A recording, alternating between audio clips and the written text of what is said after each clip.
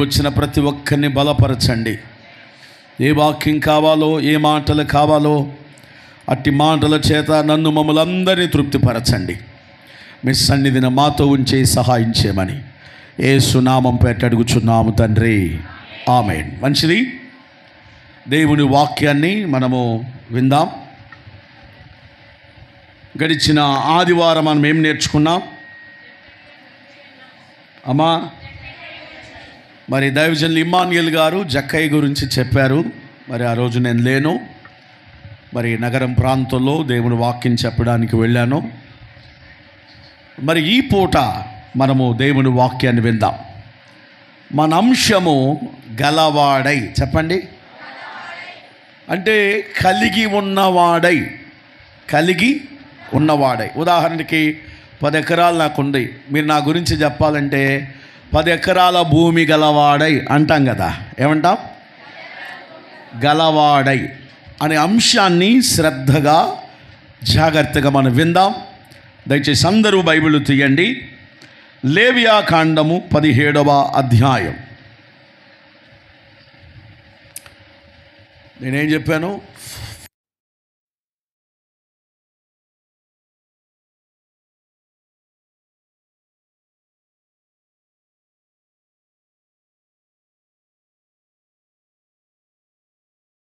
దయచేసి దేవుని వాక్యములో నుండి లేవియా కాండము 17వ అధ్యాయం 8-9 వచనాలు చదువుదా. మరియు వారితో నీవు ఇట్లనుము, ఇశ్రాయేలు కుటుంబములో గాని మీలో నివసించు పరదేశిలో గాని ఒకడు దహన బలి అయినను మరొక ఏ బలినైనను యెహోవాకు అర్పింప ఉద్దేశము గలవాడై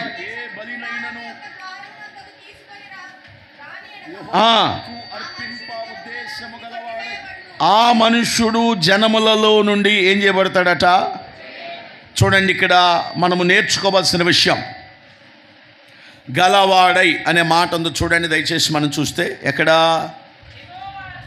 యెహోవా అర్పించు ఉద్దేశించు గలవాడై. ఏంటండి? నా వైపు చూడండి మీరు. ఇక 8వ వచనము 9వ వచనం చూస్తే, ఇశ్రాయేలు కుటుంబములో కానీ తర్వాత పరదేశుల్లో కానీ ఎవడైనా ఒకడు దహన బలిని లేదా బలిని యెహోవాకు అర్పించ, చెప్పండి, అర్పించ ఉద్దేశము గలవాడై దానిని గుడారము దగ్గరకు తీసుకురాకపోతే అతన్ని ఏం చేయమంటున్నాడు? జనులలో నుండి కొట్టివేయమంటున్నాడు. ఉదాహరణకి మనం కూడా, నాకు జ్వరం తగ్గితే పలహారం ఇస్తాను, నేను మందిరానికి డబ్బులు ఇస్తాను, లేకపోతే నేను అది చేస్తాను ఇది చేస్తానని దేవుని సంఘంలో మందిరంలో చాలా ప్రమాణాలు చేస్తామా చేయమా? చేస్తాం. నేను అది చేస్తా ఇది చేస్తా, అలా వస్తా ఇలా వస్తా, అది ఇస్తా ఇది ఇస్తా అని మనం చాలా ప్రమాణాలు చేసి మరిచిపోతాం. ఏం చేస్తాం చెప్పండి? ఇప్పుడు అదే చెప్తున్నాడు. ఏమనంటే, యెహోవాకు అర్పింప ఉద్దేశ్యము గలవాడై ప్రత్యక్ష గుడారమునొద్దకు ద్వారమునొద్దకు దానిని ఏం చేయట్లేదు? తీసుకొని రాకపోతే ఉంచమన్నాడా? ఆ వ్యక్తిని కొట్టేయమన్నాడా? ఈరోజు నీవు నీ హృదయాన్ని దేవునికి ఇవ్వాలనుకుంటే ఇచ్చేయి. దేవునికి నీ జీవితం ఇవ్వాలనుకుంటే కంప్లీట్గా ఇచ్చాయి. నీ కుటుంబాన్ని దేవునికి ఇవ్వాలనుకుంటే ఇచ్చేసాయి. నీ అర్పణ దేవునికి ఇవ్వాలనుకుంటే ఇచ్చాయి.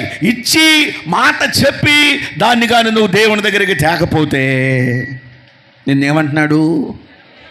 జనులలో నుండి వారిని కొట్టివేయి. ఈరోజున చాలామంది నేను శనివారం వస్తాను, బుధవారం వస్తాను, ఆదివారం మానుకోనని చాలా కాలం క్రితం ఏదేదో ప్రమాణాలు చేశారు. ఇక్కడ మేము అడగల, వాళ్ళే చెప్పారయ్యా మేము మానుకోము, అస్సలు ఊరుకోము, వచ్చేస్తాము, పరిగెత్తుతాము, మేము ఎగురు దూకుతామని చెప్పారు. ఎక్కడా? దేవుని మందిరంలో. కానీ ఇప్పుడు వాళ్ళ ప్రమాణము తప్పారు. వాళ్ళు ఆ ఉద్దేశాన్ని కలిగి చేస్తామో, వస్తామో, ఇస్తామో, రాస్తామో, చూస్తామని చెప్పిన వాళ్ళు ఇప్పుడు ఏది చేయటల్లా. అలాంటి వారి విషయంలో ఆయన ఏం చెప్తున్నాడంటే, నా సన్నిధిలో వారిని ఏం చేయాలి? ఖచ్చితంగా కొట్టేయాలి. ఈరోజు నువ్వు గమనించు, దేవుని మందిరములో నువ్వు పనికి రావాలంటే, దేవుని మందిరములో దేవుడు నీ మీద మనసు ఉంచాలంటే, నీవు ఏదైతే చేస్తానని ఉద్దేశము గలవాడవై, ఉద్దేశము గలదానివై ఉన్నావో ఆ ఖచ్చితమైనటువంటి దానిని ఈరోజే నీవు నెరవేర్చే వ్యక్తిగా ఉండాలి. హల్లెలూయా. ఓకే, ఇది మొదటిది. ఏం చెప్పాను నేను? ఎవరైనా ఒకరు అర్పణ ఇవ్వాలి అన్న ఉద్దేశం గలవారై ఇవ్వకపోతే ఏం చేయమంటున్నాడు? ఖచ్చితంగా ఇది మొదటిది. రెండవది మన అంశం ఏంటి? ఎస్, మర్చిపోవద్దు. రెండవది లేవియాకాండము 22:3. లేవియాకాండము 22:3. నీవు వారితో ఇట్లనము, నీ తరతరములకు నీ సమస్త సంతానములలో ఒకడు అపవిత్రుడు గలవాడై ఇశ్రాయేలులు యెహోవాకు ప్రతిష్ఠించు వాటిని సమీపించిన యెడల అట్టివాడు నా సన్నిధిని ఉండకుండా కొట్టివేయబడును, నేను యెహోవాను. దయచేసి 3వ వచనంలో 2వ వచనం 2వ లైన్ చూడండి. ఒకడు అపవిత్రత గలవాడై, ఏంటంట చెప్పండి. ఇక్కడ వాక్యము చాలా స్పష్టంగా చెప్తుంది. మొదటి 2 వచనాలు చూస్తే, అహరోను అతని కుమారులు నా పరిశుద్ధ నామమును వారు ఆ పరిశుద్ధమైన వాటిని ప్రతిష్ఠితములుగా వారు ఏం చేయాలి? ఖచ్చితంగా ఎంచాలి. అయితే మీ తరములలో మీ సమస్త సంతానములో ఎవడైనా ఒకడు అపవిత్రుడు గలవాడైతే వాడేం ముట్టకూడదట? పవిత్రమైన వాటిని. చెప్పండి, పవిత్రమైన వాటిని. ఎందుకని? ప్రతిష్ఠితమైన వాటిని ముట్టకూడదు. అపవిత్రమైన వాడు తాకడానికి వెళ్ళలేదు, పరిశుద్ధత కలిగి ఉండాలి. ఇదిగో అతడు ఏ మాత్రం కూడా అపవిత్రత గలవాడే ఉండడానికి వెళ్ళలేదు. అలాంటి వాడు నా సన్నిధిలో సమీపించడానికి, చెప్పండి, సమీపించడానికి. సహోదరి, నీవు పవిత్రుడవైతేనే ఇక్కడ నిలబడడానికి నీకు అర్హత. సహోదరుడా, నీవు పవిత్రుడవైతేనే దేవుని సన్నిధిని సమీపించడానికి నీకు అర్హత. ఒక్కసారి గమనించు, ప్రియమైన దేవుడు, కృపగల దేవుడు అపవిత్రుడైన నీ కొరకు తన కుమారుడైన యేసుక్రీస్తు వారిని లోకానికి పంపి తన పరిశుద్ధ రక్తము చేత నిన్ను కొని కడిగి తన పాదాల దగ్గరికి నిన్ను తీసుకొచ్చుకున్నాడు, నిత్య జీవమునికి ఇవ్వబోతున్నాడు. అలాంటి దేవుని ఎదుట నువ్వెలా ఉండాలి? పవిత్రుడవై, పవిత్రత గలవాడవై ఉండాలి. దేవునికి స్తోత్ర. అపవిత్రత గలవాడైతే, చెప్పండి, అపవిత్రత గలవాడైతే పరిశుద్ధమైన వాటిని ప్రతిష్ఠించగలిగిన వాటిని ఏం చేయకూడదట? ముట్టకూడదు. చెప్పండి. మొదటిది అర్పించగోరని ఎడల, అర్పించాల్సిన ఎడల అర్పించకపోతే ఏమంటున్నాడు? రెండవది, అపవిత్రత గలవాడైతే అతడు నా సన్నిధిలో పవిత్రమైన వాటిని ఏం చేయకూడదు? ముట్టకూడదు. దేవునికి స్తోత్రం చెప్పండి. సహోదరి, ఈరోజు నీ జీవితం పవిత్రంగా ఉందా? సహోదరుడు, నీ జీవితం పవిత్రంగా ఉందా? ఇంకా నీ మనస్సు, నీ హృదయము కడగబడకుండా, పవిత్రత లేకుండా, అపవిత్రత గలవారై, అపవిత్రత కలిగిన వాడవై నువ్వు జీవిస్తున్నట్లయితే ఈ రోజున ప్రభు పిలుస్తున్నాడు, నీవు నీ జీవితాన్ని ఆయనకి ఇచ్చేయి, దేవుడు దాన్ని వాడుకుంటాడు. హల్లెలూయా. చాలామంది వారి హృదయాలు సినిమా యాక్టర్లకు ఇచ్చేస్తున్నారు. చాలామంది వారి హృదయాలు ఈ లోక సంబంధమైన వాటికి ఇచ్చేస్తున్నారు. నో, నీవు పవిత్రత గలదానివై, పవిత్రత గలవాడవై నా దేవుని సముఖంలో నిలబడుదువుగాక. రైట్. 3వ విషయం. మొదటి విషయం ఏంటి? అర్పింప ఉద్దేశము గలవాడైతే ఖచ్చితంగా దాన్ని ఏం చేయాలి? అర్పించాలి, ఆలస్యం. రెండవది, అపవిత్రత గలవాడైతే ఖచ్చితంగా పవిత్రత గలవారిగా మారాలి. వాళ్ళు పరిశుద్ధమైన వాటిని ముట్టడానికి వీల్లేదు. ఆమేన్. ఇప్పుడు నేను అడుగుతున్నాను, నిజముగా నీవు పవిత్రత గల వ్యక్తివేనా? నిజముగా నీవు దేవునికి అర్పించవలసిన విషయాల్లో నిర్లక్ష్యంగా ఉన్నావా, అర్పిస్తున్నావా? ఆలోచించండి.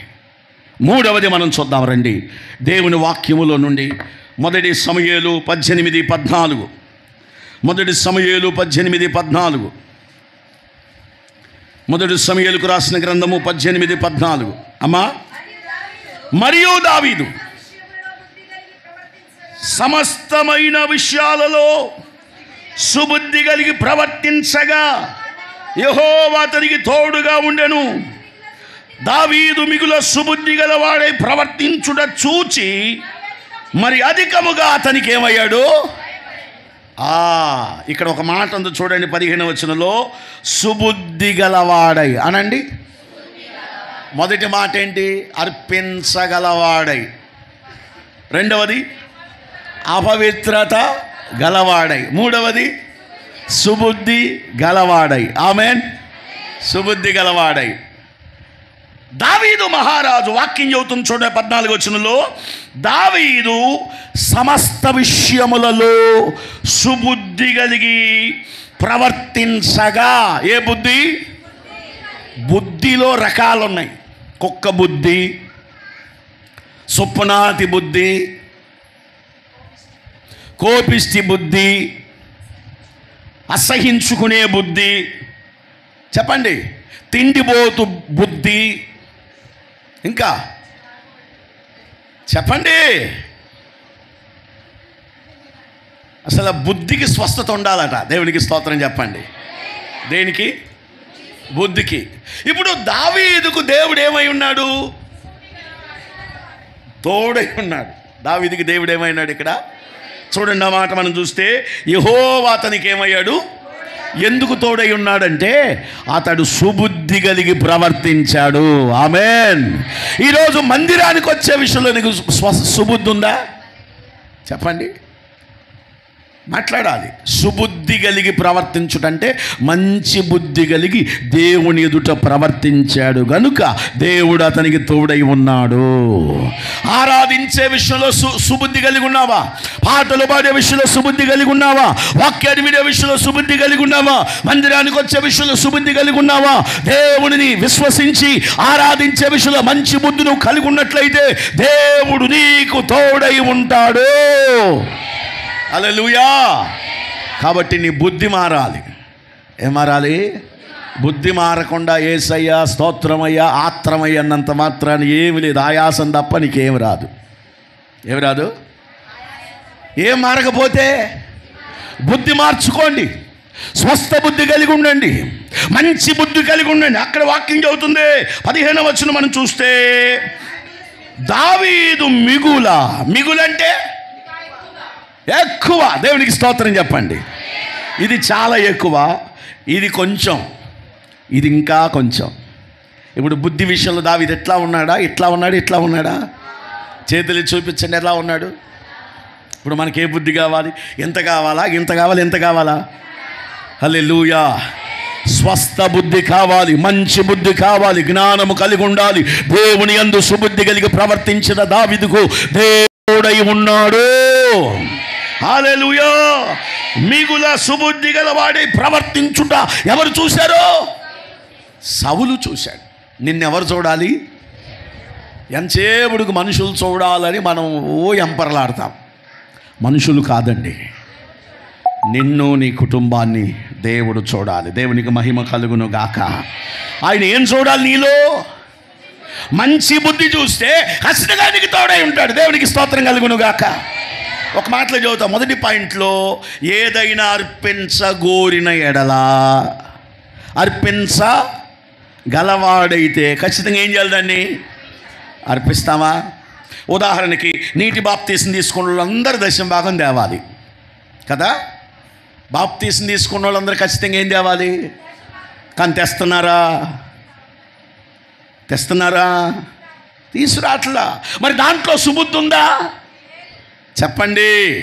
మరి శనివారం ఖచ్చితంగా సంఘ క్రమానికి రావాలి. దాంట్లో సుబుద్ధి ఉందా? బుధవారం ఖచ్చితంగా సంఘానికి రావాలి. బాప్తీసం తీసుకున్న వారు వస్తున్నారా అంటే మీ బుద్ధిలో ఏముంది? ఒక మాటలో చెప్పాలంటే కుక్క తోకర స్ట్రైట్గా ఉండిద్దా వంకరగా ఉండిద్దా? అంటే మీది ఏ బుద్ధి అంటే కుక్క బుద్ధి.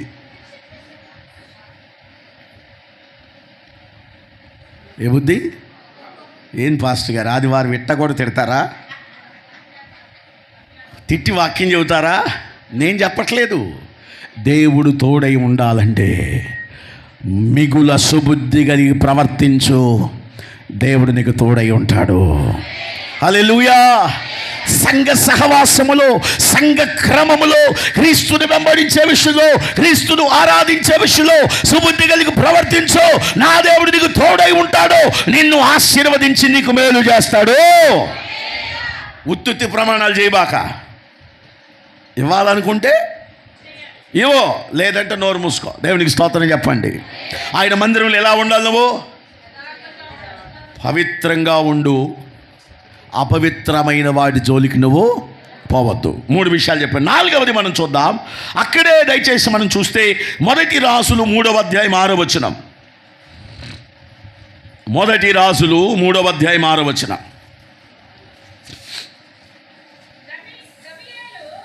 సొలొమోను ఇలాగు మనము చేసెను, నీ దాసుడును నా తండ్రియునైన దావీదు నీ దృష్టికి అనుకూలముగా సత్యమును నీతిని అనుసరించి యథార్థమైన మనస్సు గలవాడై ప్రవర్తించను గనుక. ఆగండి. ఏ మనస్సు గలవాడై? మన అంశం ఏంటి? వెనకాల కుర్చీలు ఉన్నోళ్ళు గలవాడై. ఇప్పుడు ఏ మనస్సు అట? యథార్థమైన మనస్సు గలవాడై అనండి. అమ్మ, యథార్థమైన మనసు కలిగిన వాళ్ళు ఎలా ఉంటారు చెప్పండి? పక్షపాతం లేకుండా ఉంటారు. ఎలా ఉంటారు?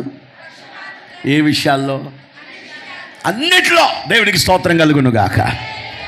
అన్నిట్లో పక్షపాతం లేకుండా యథార్థముతో, సత్యముతో, నమ్మకముతో దేవుని యందు యథార్థముగా ఉండే మనస్సు గలవారైతే దేవుడు ఏం చేస్తాడట అంటే, దయచేసి చదవండి. అక్కడ మనం చూస్తే యథార్థమైన మనస్సు గలవాడై ప్రవర్తించెను గనుక నీవు అతని ఎడల పరిపూర్ణ కటాక్షమును అగుపరిచి ఈ దినము ఉన్నట్లుగా అతని సింహాసనం మీద అతన్ని కూర్చుండబెట్టి అతని యందు మహాకృప చూపి ఉన్నావు. దేవునికి స్తోత్రం చెప్పండి. హల్లెలూయా, హల్లెలూయా. దేవుడు ఏం చూపిస్తాడట? మహాకృప అనండి. ఎవరి మీద? యెహోవా యందు యథార్థమైన మనస్సు గలవాడైతే అతని మీద దేవుడు మహాకృపను చూపించబోతున్నాడు. నమ్మిన వారు చప్పట్లు కొడుతూ దేవునికి స్తోత్రాలు చెల్లిదా. నీవు మిగుల సుబుద్ధి కలిగి ఉండాలి. రెండవది, నీవు ఏం కలిగి ఉండాలి? యథార్థమైన మనస్సు. నిజంగా సంఘాల్లోకి వస్తే ఈ వలపాత్యం ఎక్కువైపోతుంది. ఎక్కడ పడ్డా సుప్నాతి బుద్ధి ఎక్కువ వచ్చేస్తుంది సంఘంలో. మా ఊళ్ళు మీ ఊళ్ళు అనే తేడాలు వచ్చేస్తున్నాయి సంఘంలో. ఏమండి, ఒకళ్ళకి 2 ఇస్తే ఒకళ్ళకి 3 ఇస్తున్నారు సంఘంలో. ఏమండి, ఒకళ్ళు ఏమి ఎత్తుకెళ్ళకుండా ఉంటే ఇంకొకళ్ళు మొత్తం నాయనని దోసుకుపోతున్నారు సంఘంలో. ఎక్కడ చూసినా ఈ సంఘాల్లోకి ఏమొచ్చి పడ్డాయి అంటే వలపాత్యాలు, స్వప్నాతనాలు, గాస్ట్రబుళ్ళు, ఒకళ్ళ మీద ఒకళ్ళు చెప్పుకోవటం ఏమండి ఎక్కువైపోయిన సంఘంలో. దేవునికి స్తోత్రం కలుగును గాక. ఏమున్నట్లేదు సంఘంలో? సంఘంలో యథార్థత ఉండట్లా. ఏముండట్లేదు? మంచి మనసు ఉండట్లేదు. హల్లెలూయా, హల్లెలూయా, హల్లెలూయా. కాబట్టి ఈరోజు మనము కృపను పొందుకోలేకపోతున్నాం. దీన్ని బట్టి యథార్థమైన మనస్సు లేకపోవడాన్ని బట్టి. సహోదరి, నా వైపు చూడు. నిజంగా నువ్వు దేవుని పట్ల యథార్థమైన మనస్సు కలిగి ఉన్నావా? నీవు, నీ పిల్లలు దేవుని పట్ల యథార్థమైన మనస్సు కలిగి ఉన్నారా? మీరు, నీ కుటుంబము దేవుని పట్ల, వాక్యం పట్ల, ఆయన సంఘం పట్ల, ఆయన సేవకుడి పట్ల యథార్థమైన మనస్సు మీరు కలిగి ఉన్నట్లయితే దేవుడు మహాకృపను చూపించబోతున్నాడు. నేను ఈ మధ్య గత దినం అనుకుంటే ఎవరితో చెప్తున్నాను, ఏం చెప్పాను తెలుసా? ఈ మధ్య సేవకుడి మీద చాలామంది అసూయ పట్టం ఎక్కువైపోయింది. సేవకుడి మీద, సంఘం మీద. పాస్టర్ గారంటే అసూయ. బాగా సంపాదించేస్తున్నాడు, కారుల్లో తిరుగుతున్నాడు, మంచి గుడ్లు వేసుకుంటున్నారు, వాళ్ళకేమి బాగా సంపాదించారని అసూయ ఎక్కువైపోతుంది. ఈ అసూయతో వాళ్ళు ఏం చేస్తున్నారంటే పాస్టర్ గారికి వందనాలు చెప్పడానికి కూడా ఇష్టపడతలా. ఎందుకు అమ్మా? నేను ఈ మధ్య ఎవరితో పంచుకున్నా, పాస్టర్ గారు అంటే విశ్వాసులలో ఏమొచ్చేస్తుందంటే సేవకుడి మీద అసూయ. గుర్తుపెట్టుకో, దైవజనుడి మీద నీకు అసూయ ఉన్నంత కాలం అంగుళం కూడా నువ్వు దీవించబడవు. గుర్తుపెట్టుకో. ఎందుకు ఆ మాట అన్నాడు పాస్టర్ గారు అంటే, ఎదుటి వ్యక్తి అతని ముఖ కవళికలు, ఆమె ముఖ కవళికలు సేవకుని పట్ల ఎట్లా ఉన్నాయో మాకు అర్థమైపోతాయి. దేవునికి స్తోత్రం చెప్పండి. హల్లెలూయా. నువ్విచ్చే 10 రూపాయలకి కారు రాదు. కాబట్టి మొట్టమొదటి మీరు నేర్చుకోవాల్సింది ఏమిటంటే, అసూయ, కక్ష, ద్వేషము, పగ ఇవన్నీ మనము తీసేసుకొని ఎదుటివాని పట్ల, తోటి సహోదరుల పట్ల, తోటి విశ్వాసుల పట్ల, తోటి సంఘస్థుల పట్ల మనమేమి కలిగి ఉండాలంటే యథార్థమైన మనస్సు కలవారమైతే దేవుడు తన మహాకృపను మన మీద కుమ్మరిస్తాడు. ఏం నేర్చుకోవాలి ఇప్పుడు? యథార్థమైన మనస్సు. చెప్పండి హల్లెలూయా, హల్లెలూయా. పాస్టర్ గారికి ఏమండి దట్టంగా వచ్చి పడుతుంది. నిజమేనండి. చిన్న గుడిసెలో స్టార్ట్ అయింది పరిచర్య. చిన్న గుడిసె, ఒక బుడ్డ తడిక, 10 మంది విశ్వాసులు ప్రారంభించబడిందండి. ఇప్పటికి 26 సంవత్సరాలు అయిందండి. ఆ రోజు నుంచి ఈ రోజుకి నేను దేవుని విడిచిపెట్టలేదు, పరిచర్య విడిచిపెట్టలేదు, సంఘాన్ని విడిచిపెట్టలేదు. యథార్థమైన మనస్సు.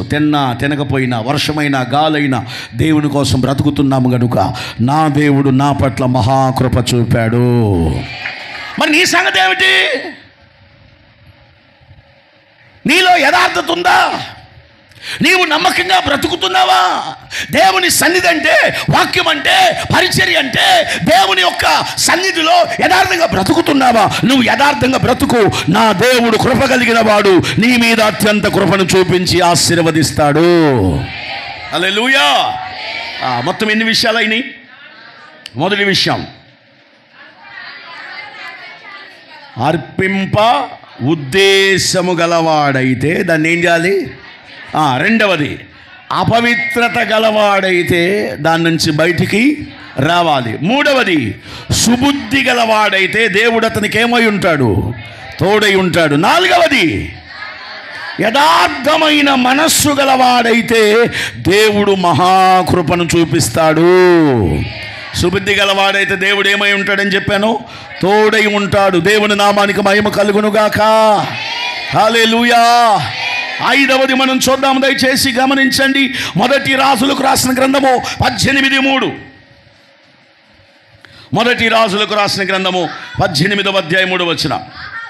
ఆహాబు,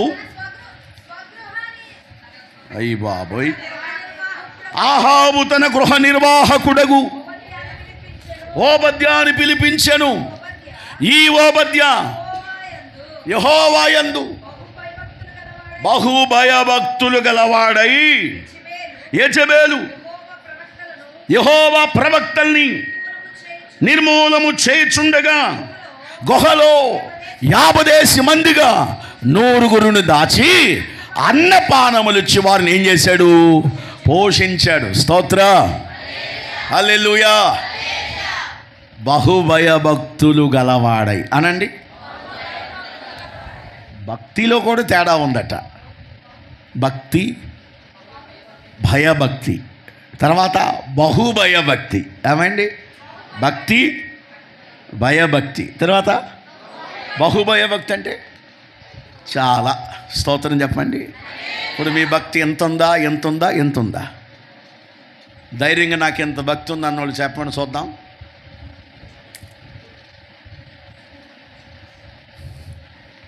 సరే, పోనీ ఎంత ఉందన్న వాళ్ళు చెప్పండి. చెప్పండి. అంటే ఇన్నాళ్ళు మరి మీరు ఏం చేస్తున్నట్టు? ఏమండి, బాగా వినండి నా మాట. మీరు దీవించబడాలి, అది నా రోషం. మీరు దీవించబడాలంటే వాక్యానికి లోబడాల్సిందే. హల్లెలూయా. వాక్యము విని విడిచిపెట్టకుండా. చాలామందికి ఒక అలవాటు ఏంటంటే, ఆ పాస్టర్లు అట్టాగా చెబుతారులేవే, వాళ్ళు బతకటానికి వచ్చారు, వాళ్ళు అట్టగా చెబుతారులే, వాళ్ళు చెబుతారు, వాళ్ళు చేస్తారా ముందు మనకు చెబుతారు కానీ అని ఇంటికాడ మీటింగ్ పెడతారు. ఈ బ్యాచ్ అంతా దేవునికి స్తోత్రం చెప్పండి. ఈ బ్యాచ్ అంతా వక్రపోళ్ళు అనమాట. ఈ వక్రపోళ్ళు అందరూ చోట చేరతారు. చేరి వాళ్ళు చెబుతారు లేవే, వాళ్ళు చేస్తే కదా మనం చేయటానికి. ఎంతసేపటికి ఎదుటోడు వైపే చూస్తాం తప్ప వాళ్ళ వైపు వాళ్ళు చూసుకోరు. స్తోత్రం చెప్పండి. మా బైబిల్ కాలేజీలో కర్లపాలెం గురించి ఒక సంగతి చెప్పారు 96లో. ఏం చెప్పారంటే, కర్లపాలెం వాళ్ళు ఎట్టటోళ్ళు అంటే ముఖ్యంగా ఈ లంకాలో కట్టవేదు చుట్టుపక్కల ఈ నాయుధు ప్రార్థనా మందిరానికి వచ్చేవాళ్ళు సంగతి చెప్పారు. ఏమనంటే, మన ఇంట్లో కరెంటు పోతేనట ముందు అర్జెంటుగా పక్క ఇంట్లో చూద్దాం. ఎందుకు? ఆడికి పోతే అమ్మయ్యా ఆడికి కూడా పోయింది, లేదు ఆడికి ఉందా, అసలు ఆడికి ఎందుకు ఉంది, ఆడికి ఎందుకు ఉంది, ఆడికి ఎందుకు ఉండాలి, ఉంటే ఇద్దరికి ఉండాలి, లేకపోతే ఇద్దరికి పోవాలి అనే టైప్ అంట మంది. దేవునికి స్తోత్రం చెప్పండి. ఇంకో కథ కూడా చెప్పాడు ఆయన, వినండి. ఇంకో కథ కూడా చెప్పాడు ఆయన. కర్లపాలెం పీతలు, ముఖ్యంగా లంకాలో కట్ట మీద పీతలన్నీ ఒక లారీ మీద వేశారట. తర్వాత బుద్ధాం పీతలన్నీ, యాసల పీతలు, బాపట్లన్నీ ఒక పెద్ద లారీకి వేసి అన్నిటికీ మూతలు పెట్టారు. కానీ మన లంకాల కట్ట మీద ఈ చర్చికి వచ్చే పీతల మీద డబ్బా మీద ఏమి లేదట, మూత లేదు. సరే ఈ డ్రైవర్ వెళ్తా ఒంగోలు లాగాడంటే భోజనానికి. ఆ హోటల్ యజమానుడు అడిగాడు, ఏంటయ్యా బొద్దాము, యాసలి, బాపట్ల, వెదులుపల్లి అన్ని పీతలకి మూతలు బాగా పెట్టారు డబ్బాలకి, మరి ఏంటి లంకాలో కట్ట మీద ఉన్నటువంటి చర్చి విశ్వాసులు అనుకుంటా వాళ్ళు ఈ పీతలకి ఏంది మూత పెట్టలేదంటే, అయ్యా ఎక్కడికి వెళ్ళమండి, ఒకటి పైకి వెళ్తుంటే రెండోది 2 కాళ్ళు పట్టుకొని గుంజుద్దంటే నువ్వు ఏడకపోయేదని. అవి ఎక్కడికి వెళ్ళవు బాబా, ఏడుంటాయో అక్కడే ఉండే మహా కుళ్ళిపోతాయి అని చెప్పాడట. దేవునికి స్తోత్రం చెప్పండి, గడిగి చెప్పాలి హల్లెలూయా. కరెంటు పోతే అసలు నాకు ఎందుకు పోయింది, ఫీజు కొట్టేసిందా, వైర్లు కాలిపోయినా చూసుకోమంట. ముందు ఎవరింటి ఎంగ చూద్దాం, వాళ్ళకు కూడా పోతే మనకు మహా పండగ, దసరా, దీపావళి అన్నీ చేస్తాం. దేవునికి స్తోత్రం చెప్పండి హల్లెలూయా. చెప్పాలి గట్టిగా హల్లెలూయా. కాబట్టి మనం ఏం చేసుకోవాలి, ముందు వాక్యం విని మనల్ని మనం సరి చేసుకోవాలి, అంతేగాని వాళ్ళు అట్టగా చెబుతారులేవే, వాళ్ళు అట్టగా చెబుతారు, వాళ్ళు మారరు, మనకు మాత్రం పెద్ద పెద్దగా హరిసరి చెబుతారంట. ఈ సుప్పనాథ్ వాళ్ళందరూ చేరి మీటింగులు పెడతారు, యేసు రక్తమే చేయం, హల్లెలూయా. వాక్యం విను, సరి చేసుకో, దేవుని కృప నీ కుటుంబం మీదకి దిగి వచ్చింది. స్తోత్రం చెప్పండి గట్టిగా హల్లెలూయా. కాబట్టి నీకు ఏ భక్తి కావాలి, బహుభయ భక్తులు అనండి గట్టిగా. ప్రియ సంఘస్థులారా, బుధవారం జరుగుతున్న ప్రార్థనలో, గురువారం, శనివారం జరుగుతున్న, ఆదివారం జరుగుతున్న ప్రార్థనలో నీవు నీ కుటుంబము దేవుని యందు భయభక్తులు కలిగి ఉండండి. దేవుడు నీ కుటుంబం పట్ల గొప్ప ఆశీర్వాదాన్ని కుమ్మరిస్తాడు. ఏం కుమ్మరిస్తాడు ఆయన? అమ్మా, ఈ ఓబద్య అనేవాడు దేవుని యందు ఏం కలిగి ఉన్నాడంట? భయభక్తులు అనండి. సరే, అంతటి తూరుకున్నాడా? యెజబెల్ అనే ఆవిడ దేవుని సేవకుల్ని చంపడం మొదలుపెట్టిందట. దేవుని సేవకులు చంపుతుంటే ఈయన, ఈ యొక్క ఓబద్య అనే ఆయన చిన్న ఉద్యోగం చేసుకుంటున్నాడు. ఎవరింట్లో? ఆహాబు గారింట్లో ఉద్యోగం చేసుకుంటూ 100 మంది సేవకుల్ని 2 గ్రూపులుగా చేసి వాళ్ళనట అన్నము పానీయం ఇచ్చి వారిని పోషిస్తున్నాడు. ఎంతమందిని? ఎక్కడ దాచి? గుహలో దాచి 100 మంది సేవకులు పోషించాడు. దేవునికి మహిమ కలుగును గాక. ఈ సంగతి యెజబెలుకి చెప్తే చంపేసిద్ది. ఆహాబుకి తెలిసిన చంపేస్తాడు. అయినా చచ్చిపోవడానికి ఇష్టపడ్డాడు, కానీ దేవుని సేవకులు చావడానికి మాత్రం అతడు. ఎందుకని? సేవకుడు బ్రతికితే గ్రామం దీవించబడుతుంది, సేవకుడు బ్రతికితే ఆత్మలు రక్షించబడతాయి, సేవకుడు బ్రతికితే రోగులు స్వస్థత వస్తుంది, సేవకుడు బ్రతికితే గ్రామం కొరకు ప్రార్థన చేస్తాడు, విజ్ఞాపన చేస్తాడు. కనుక దైవ సేవకులు బ్రతకాలని ఓబద్య కోరుకున్నాడు. ఏం కోరుకున్నాడు? కాబట్టి సేవకులను ఏం చేశాడు ఆయన? పోషించాడు. దేవునికి స్తోత్ర. నిజంగా నేను ఈ స్థాయిలో ఉన్నానంటే ఒకటి దేవుడు, ఆయన కృప. 2 నా సంఘ బిడ్డలు. మీలో చాలామంది నన్ను పోషించారు. ఎప్పటికీ పోషిస్తున్నాడు. ఎట్లా? మీ దశమ భాగాలతో.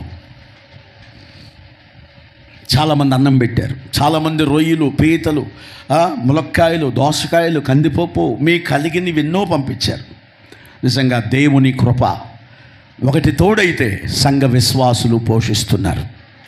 వారికి దేవుడు ఏ అన్యాయము చేయట్లేదు. అన్నిట్లో దేవుని సేవకుని పోషించే వారిని దేవుడు ఘనంగా నిలబెడుతున్నాడు. చప్పట్లు కొడుతూ దేవునికి స్తోత్రాలు చెల్లిద్దాం. హల్లెలూయా. విశ్వాసికి ఏముండాలంటే సేవకుని పోషించే మనసు ఉండాలి. ఏముండాలి? చాలామంది అసలు మనం ఎందుకు ఇవ్వాలి, మనం ఎందుకు ఇవ్వాలి, పాస్టర్ గారికి ఎందుకు ఇవ్వాలి, ఎవడు ఇమ్మన్నాడే, ఓరక మీరు తీసుకెళ్ళి ఆయనకి పెడితే బాగా పందుకోక్కులాగా దీన్ని బలుతున్నారు వాళ్ళు అని మిమ్మల్ని మాట్లాడేవాళ్ళు ఉంటారు సమాజంలో.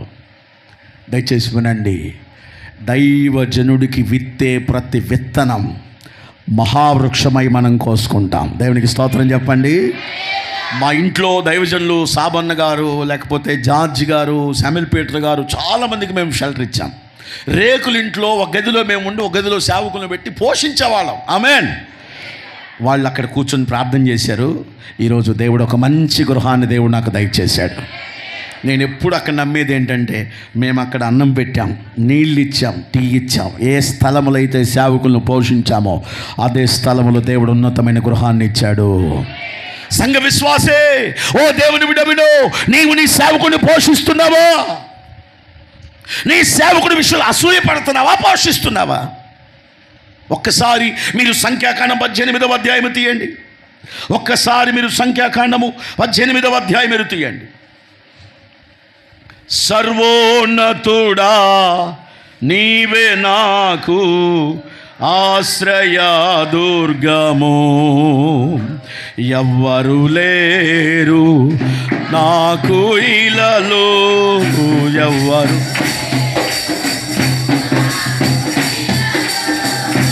ఆదరణ నీవే, ఆనందము నీవే, ఆదరణ నీవేగా, ఆనందము నీవేగా. హల్లెలూయా. చెప్పని చేతులెత్తి హల్లెలూయా. ఓకే, 5వది ఓబద్య దేవుని యందు ఏం కలిగిన వాడు? భయభక్తులు కలిగి ఉండడమే కాదు, ఏం చేశాడు ఆయన? 100 మంది సేవకుల్ని పోషించాడు. గుర్తుపెట్టుకో, సేవకుని పోషించటం విశ్వాసి విధి. ఎవరిని పోషించడం? మీలో చాలామంది దశమ భాగాలు తీయట్లేదు. అలాంటి వారు ఈరోజు మారు మనసు పొందాలా? లేదు మేము పొందమంటే మిమ్మల్ని నీళ్ళు వస్తేనే తీసుకెళ్ళి ముంచేస్తా. రెండోసారి దేనికి? ప్రతి నెల మొదటి ఆదివారం ఖచ్చితంగా మీరు దేవునికి, ఆయన పరిచర్యకు, ఆయన సేవకునికి మీ యొక్క దశమ భాగాన్ని ఇవ్వాల్సిందే. హల్లెలూయా. ఒక్కసారి మొదటి 18వ అధ్యాయము 20-21 చదవండి. 20-21. మరియు యెహోవా అహరోనుతో ఇట్లనెను, వారి దేశములో నీకు స్వాస్థ్యము కలదు, వారి మధ్య నీకు పాలు ఉండదు, ఇశ్రాయేలుల మధ్య నీకు పాలు ఉండదు. నీ పాలు, నీ స్వాస్థ్యము నేనే. ఇదిగో లేవీలు చేయు సేవకు, అనగా ప్రత్యక్ష గుడారములో దశమ భాగములన్నీ వారికి నేనేమిచ్చాను? ఏమండి, సేవకుడికి ఏమిచ్చాడండి దేవుడు? సేవ చేస్తే ఇశ్రాయేలులో దశమ భాగాలన్నీ నేను మీకు స్వాచ్ఛంగా ఇస్తున్నా.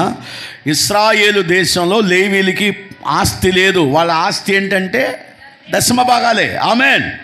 తర్వాత ఏమన్నాడు? దయచేసి 31వ వచనం చూడండి. మీరును మీ కుటుంబస్తులను ఏ స్థలమైందైనా దానిని తినొచ్చు, ఏలైనగా ప్రత్యక్ష గుడారములో మీరు చేయు సేవకు అదే మీకు జీతం. దేవునికి స్తోత్ర. మాకేది జీతం? మాకు స్వాస్థ్యం ఏది? మాట్లాడండి అమ్మా. ఎవరిచ్చే దశమ భాగాలు? అంటే దాన్ని తినే హక్కు, తీసుకునే హక్కు దేవుని మందిరంలో సేవ చేసే దైవజనుడికి అధికారం ఉంది. హల్లెలూయా. కాబట్టి మనం ఏం చేయాలి? ఖచ్చితంగా మన రాబడిలో 10వ భాగాన్ని ఖచ్చితంగా మనం దేవుని పని కొరకై దైవ సేవకునికి మనం ఇవ్వాల్సిందే. నేనేం చేస్తున్నాను తెలుసా? నాకు వచ్చే రాబడిని 10 మంది సేవకులను పోషిస్తున్నా. సంవత్సరం నుంచి ఆత్మీయ పాఠశాల అనేటువంటి ఒక ప్రోగ్రామ్ని స్థాపించి నెలకి 10 మంది సేవకురాండ్రం కలిసి మేము ప్రార్థన చేస్తున్నాం ఒక ప్లేస్లో. ప్రతి నెల నేను సేవకుల్ని పోషించడానికి నాకు కలిగింది నేను వారికి ఇస్తున్నా. విత్తనం వేసే కొలది దేవుడు పంటనిస్తున్నాడు. ఆమేన్. మనం వేసిన వెంటనే చూడాలనుకోకూడదు. విత్తనం వేసి ఏం చేయాలి? ఎదురు చూడాలి కదా. అలాగే నీ జీవితంలో, నీ కుటుంబంలో నీవు నీ పిల్లలు నేర్చుకోవాల్సింది ఏమిటంటే దేవుని యందు బహు భయభక్తులు గలవారై దేవుని సేవ చేసే సేవకులను పోషించాలి. వారు బ్రతికితే దేవుని నామానికి మహిమ కలుగుద్ది. వారు బ్రతికితే ఆత్మలు రక్షిస్తారు. వారు బ్రతికితే ప్రార్థన చేస్తారు. వారి బ్రతికితే దేశ క్షేమం కొరకు వారు విజ్ఞాపన నీవు చేయలేని పని సేవకులు చేస్తారు. హల్లెలూయా. కాబట్టి మన బ్రతుకును ఏం చేయాలి? ఈరోజు దేవునికి ఇచ్చే సొమ్ము విషయంలో కూడా మన బుద్ధి మారాల. ఆమె ఏం మారాలి? చెప్పండి గట్టిగా. అమ్మో 5,000 ఇవ్వాలా, అమ్మో 10,000 ఇవ్వాలా, అమ్మో 2,000 ఇవ్వాలా, అమ్మో 1,000 ఇవ్వాలా. ఇది నీ గుండెల్లో కొట్టుకునే గంట. హల్లెలూయా. అమ్మో అమ్మో అమ్మో. ఆయన నుండి పైన అమ్మ, అవునమ్మా అవునమ్మా, నువ్వు వెంటనే కుదరదయ్యా కుదరదయ్యా కుదరదయ్యా. పైన ఆయన కూడా చెబుతాడు, సరేనమ్మా నాకు కుదరదు. స్తోత్రం చెప్పండి. హల్లెలూయా. రమణ గారు 10,000 తీసుకురా ఎంఆర్ఐ చేయించుకొచ్చుకోమంటే కుదరదని చెబుతావా? ఏం చేస్తావు మరి? అప్పైనా చేసి ఎంఆర్ఐ స్కానింగ్కి వెళ్ళి అయ్యా మొత్తం తీయ్యా మొత్తం తీయ్యా. అయ్యా ఏం తీయాలంట? దేవునికి ఇవ్వటానికి ఏమి రావు? కుష్టి చేతులు అన్నమాట. దేవునికి ఇవ్వడానికి ఏ చేతులు మనవి? మాట్లాడందమ్మా, మీరు ఉన్నారా పోయారా? కుష్టి చేతులు అంటే ఏం చేయం? మిగతా చోట్ల అయితే అబ్బా దేవునికి మహిమ. చూసారా? అసలు హుషారు కూడా లేదు మీకు. నిజాలు చెబితే నచ్చదు కదా. దేవునికి స్తోత్రం. కానీ నేను చెప్పేది ఒకటే దైవజనుడుగా, 2025 సంవత్సరం కూడా గడిచిపోతుంది. ఇప్పుడైనా నువ్వు మేల్కోవాలి. ఇప్పుడైనా నీ బ్రతుకు మార్చుకోవాలి. ఇప్పుడైనా నీ భక్తిని మార్చుకోవాలి. ఇప్పుడైనా నీ స్థితిని మార్చుకోవాలి. ఇప్పుడైనా నీ బుద్ధిని మార్చుకొని దేవుని తట్టు తిరిగి ఆయన చేయమన్నవి నువ్వు చేయగలిగితే, ఆయన చెప్పినవి పాటించగలిగితే కృపగల దేవుడు ఆశీర్వాదాల గనిని నీ ముందు తీసుకొస్తాడు. హల్లెలూయా.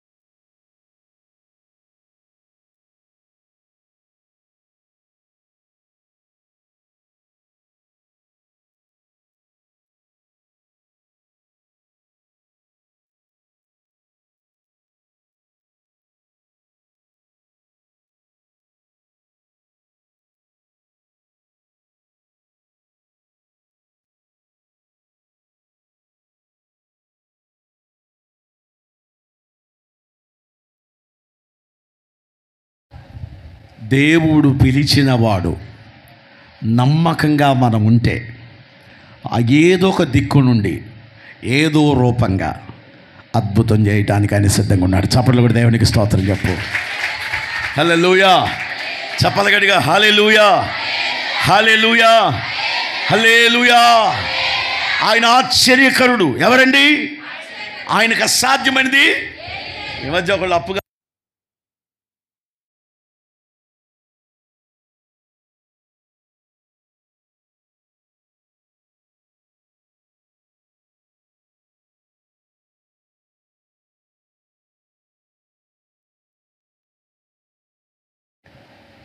అద్భుతం చేయడానికి ఆయన సిద్ధంగా ఉన్నాడు.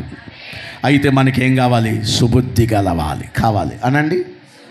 రెండవది యథార్థమైన హృదయము కావాలి. స్తోత్రం చెప్పండి. మూడవది దేవుని యందు ఏం కలిగి ఉండాలి? ఇవన్నీ నీకుంటే ద్వారాలు ఆయన ఓపెన్ చేసి ఉంచుతాడు. చప్పట్లు కొట్టు. హల్లెలూయా. మనమేమో సరికొండం, కానీ అన్నీ కావాలి. ఎట్ట కుదురుతాయి? మాట్లాడరే. మనమేమో సరికొండం, కానీ అన్నీ కావాలి. తెల్లారిపాటికి లారీ వచ్చి మన ఇంటి ముందు మంది రాసిపోసిపోవాలి. అది మన కోరిక. ఎట్ట కుదిరిద్దమ్మా? దయచేసి మీరు మారాలి. వచ్చే సంవత్సరమైన నీ కుటుంబములు దేవుడు జోక్యం చేసుకోవాలి. వచ్చే సంవత్సరమైన దేవుడు నీ పట్ల అద్భుతం చేయాలి. వచ్చే సంవత్సరమైన దేవుడు నీ కుటుంబములో నూతన కార్యాలు చేయాలి. నిన్ను నీ పిల్లల్ని దేవుడు స్థిరపరచాలి. నిన్ను నీ పిల్లల్ని దేవుడు ఆశీర్వదించాలి. అలా చేయాలంటే నీవు దేవుని యందు బహుభయ భక్తులు కలిగి ఆయన సేవ చేసే సేవకులు ఏం చేయాలి? నువ్వు ఖచ్చితంగా పోషించాలి. దేవునికి స్తోత్రం. విత్తనము విత్తు, ప్రతిఫలాన్ని దేవుడు నీకు అనుగ్రహిస్తాడు. రైట్. మొత్తం ఎన్ని విషయాలు అయిపోయినాయి? మొదటిది, అర్పింపగోరిన ఉద్దేశము గలవారమైతే ఖచ్చితంగా. రెండవది, అపవిత్రత గలవారైతే దాని నుంచి ఏం రావాలి? బయటికి రావాలి. మూడవది, సుబుద్ధి గలవారమైతే దేవుడు మనకేమై ఉంటాడు? నాలుగవది, యథార్థమైన మనస్సు గలవారమైతే దేవుడు మహాకృప. ఐదవది, బహుభయభక్తులు కలిగి ఉంటే దేవుడు మన కుటుంబాన్ని దీవిస్తాడు. సేవకులు మనం ఏం చేయాలా? పోషించాలా. దేవుని నామానికి మహిమ కలుగునుగాక. ఆరవ విషయం చెప్పి నేను ముగిస్తా. నా కోసం నిద్రపోయే వాళ్ళు ఒకసారి నువ్వు చేతులు ఎత్తి స్తోత్రం చెప్పండి గట్టిగా. హల్లెలూయా. Praise the lord. అందరూ సంతోషంగా ఉన్నారు. రెండు చేతులు ఎత్తి స్తోత్రం చెప్పండి. నీ కృప తప్ప వేరొకటి లేదయా, నీ కృప తప్ప వేరొకటి, కృపయే కదా నా ఆశ్రయము, నీ కృపయే కదా నా పరవశము, కృపయే కదా నా ఆశ్రయ. అందరు చప్పట్లు కొట్టాలి. కృపయే కదా నా పరవశము, కృప తప్ప వేరొకటి లేదయా, నీ కృప తప్ప. హల్లెలూయా, హల్లెలూయా. నా మాటలకి మీకు బాధ అనిపిస్తున్నాయా? చెప్పండి. నేను ఎందుకు ఇంత కఠినంగా చెప్తున్నానంటే మీరు బ్లెస్ చేయబడాలి, ఆశీర్వదించబడాలి. ఆశీర్వదించబడాలంటే మన బుద్ధి మారాలి. ఎక్కడ? దేవుని పట్ల మన ప్రవర్తన మారాలి. మనము దేవుని కొరకు రోషంగా నిలబడాలి. అట్టి కృప దేవుడు మనకు దయచేయునుగాక. మరొక విషయాన్ని మనం చూద్దాం. చూడండి, మొదటి రాజులకు రాసిన గ్రంథము 19వ అధ్యాయం 4వ వచనం. మొదటి రాజులు 19:4.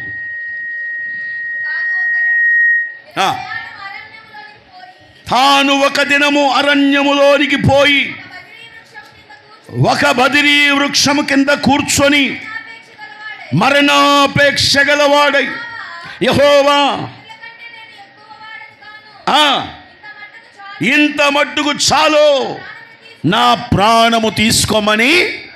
ఇక్కడ ఒక వచనం, మనం 4వ వచనం చూడండి. మరణాపేక్ష గలవాడై. చెప్పండి, మరణాపేక్ష. ఇప్పుడు మన అంశం ఏంటి అసలు? ఇప్పుడు నేను చదివించే రిఫరెన్స్లు అన్నిట్లో ఏమొస్తుంది? ఏ ఆపేక్ష గలవాడై? చచ్చిపోవాలని మనసు వచ్చింది ఆయనకి. మనకు కూడా అప్పుడప్పుడు ఇంట్లో బాధలన్నీ చూసి ఊరు వేసుకుందాం, ఎలికల మందు తిందాం, పేస్ట్ తిందాం, కాళ్ళలో దిగి సర్దాం. వింటున్నారమ్మా? మొగుడు తిట్టినప్పుడు, ఏమంటే పక్కింటి వాళ్ళు తిట్టినప్పుడు, ఇంట్లో ఆర్థిక ఇబ్బందులు, ఈ కష్టాలని చూసి నువ్వు కూడా ఏం చేస్తావు? చచ్చిపోతే బాగుండు, చచ్చిపోతే బాగుండు, చచ్చిపోతే బాగుండు, చచ్చిపోతే బాగుండని ఆవేశపడి చాలామంది చచ్చిపోయిన వాళ్ళు కూడా ఉన్నారా లేరా? అమ్మా, ఈ మనసు ఉన్నారంటే అది దురాత్మ మనసు. ఏ మనసు అది? రెండవది పిరికోళ్ళు చచ్చిపోవాలనుకుంటారు. దేవునికి స్తోత్రం కలుగును గాక. సరే, ఈయన ఎందుకు చచ్చిపోవాలనుకున్నాడు? ఒక స్త్రీ పాస్టర్ గారికి వార్నింగ్ ఇచ్చింది. ఎవరు ఆమె? ఆగండి. పాస్టర్ గారికి వార్నింగ్ ఇచ్చిందంటే ఇంట్లో మొగుడు పరిస్థితి ఏంటి? ఊరికే మనలో మన మాట. ఇప్పుడు ఆయన అగ్ని ప్రవక్త. ఏ ప్రవక్త అండి? ఆకాశం నుండి వెంకటస్వామి అగ్ని రమ్మంటే వచ్చింది కదా. మరి ఆకాశం ముయ్యమంటే వర్షం, ఆగిపోమంటే ఆగిపోయింది వర్షం కదా. మరి ఇలాంటి గొప్ప సేవకుడికి నా ప్రవక్తలను చంపుతావా? రేపీ పాటికల్లా నువ్వు కూడా చచ్చిపోతావు, వాళ్ళల్లో ఒకటి వంటి వాడు అవుతావు అనగా నేను పరిగెత్తుకుంటా ఒక రోజంతా ప్రయాణం చేసి పరిగెత్తుకుంటూ వెళ్ళిపోయి ఒక చెట్టు కింద కూర్చొని, ఇక చాలయ్యా, ఎంత మట్టుకు చాలయ్యా, ఆ దెయ్యం చంపేసిద్దయ్యా, ఆమె చేతుల్లో పడతాం కంటే నువ్వు చంపటం మేలయ్యా, నేను చస్తానయ్యా అని ప్రార్థన చేస్తాడు. ఎవరు? అమ్మా, ఈమె ఎంత ఘనురాలు కాకపోతే, ఎంత దుర్మార్గురాలు కాకపోతే చచ్చిపోవాలని వచ్చింది మనసు. ఇప్పుడు నా లాజిక్ ఏంటంటే, పాస్టర్ గారికే వార్నింగ్ ఇచ్చిందంటే ఇంట్లో అమాయక చక్రవర్తి పరిస్థితి ఏంటి?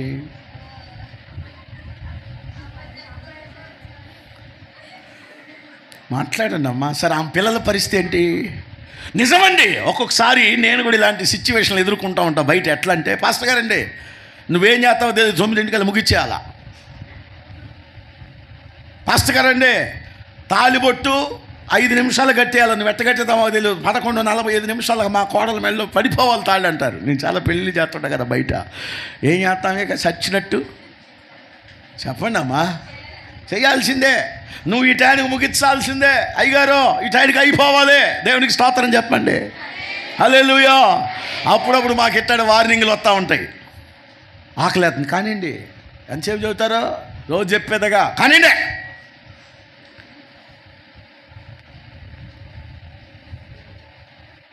సీరియల్లోడు కూడా అట్ట వార్నింగ్ అయిపోయారా? ఇంకెన్ని రోజులు చూడాలరా, తొందరగా ముగించమని చెప్పొచ్చుగా మీరు. స్తోత్రం చెప్పండి. ఇప్పుడు మీరు సీరియల్ చూస్తారు కదమ్మా, వాడికి కూడా వార్నింగ్ ఇవ్వచ్చుగా. ఎన్ని రోజులు చూడమంటే ఎపిసోడ్లు తొందరగా ముగించమని చెప్పొచ్చుగా. ఆడికి వార్నింగ్ ఇయ్యరు. కమ్మగా దేవుని వాక్యం చెప్పి దేవుల్లో నడిపించే వాళ్ళకేమో ఏమని ముగించా.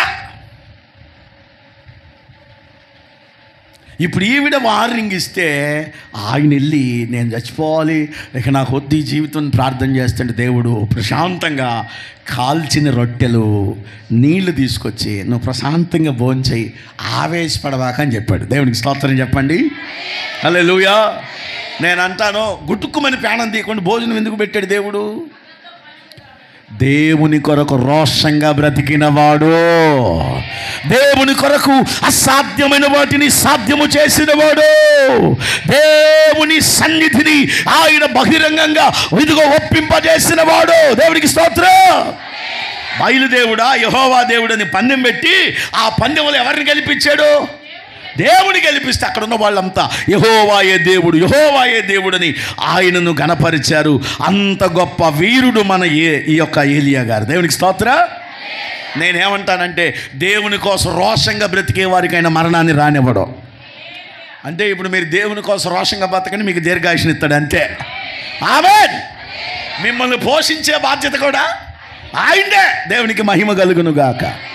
మేము పీతలే తింటామా, చేపలే తింటామా, రొయ్యలే తింటామా, దేశంలో చెత్త అంతా తినేది మేమేగా.